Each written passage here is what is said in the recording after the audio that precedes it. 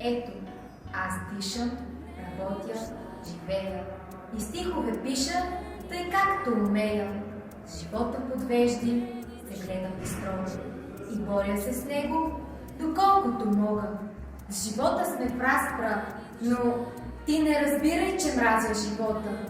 Напротив, напротив, дори да умирам, живота с грубите лапичи лични, аз пак ще обичам, аз пак ще обичам. Да кажем сега, ми окачат въжето и питам, как? Искаш ли час да живееш? Веднага ще кресна.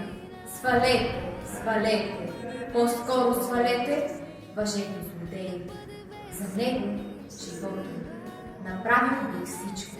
Летял бих с пробна машина в небето, бих влезнал в взривна ракета, самичък бих търсил в простора, далечна планета. Но все пак ще чувствам приятният гъдел, да гледам как горе небето синее, но все пак ще чувствам приятният гъдел, че още живея, че още ще бъда.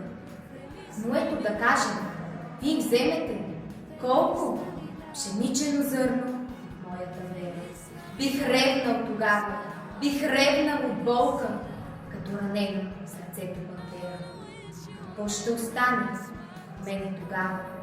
Миг след грабежа ще бъда разнищен. И още по-ясно, и още по-право. Миг след грабежа ще бъда аз. Нищо. Може би искате да я сразите. Моята вяра в дните честити. Моята вяра, че утре ще бъде живота по-хубав, живота по-мъдър. А как ще щурмувате, моля? С куршуми? Не, неуместно. Ресто не струва. Тя е бронирана здраво в гърдите и бронебойни патрони за нея. Няма открити, няма открити.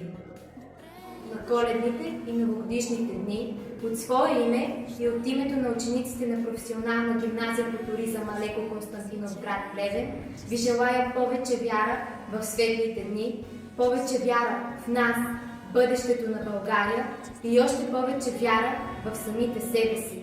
Бъдете здрави, усмихнати и вдъхновени. Весели празници!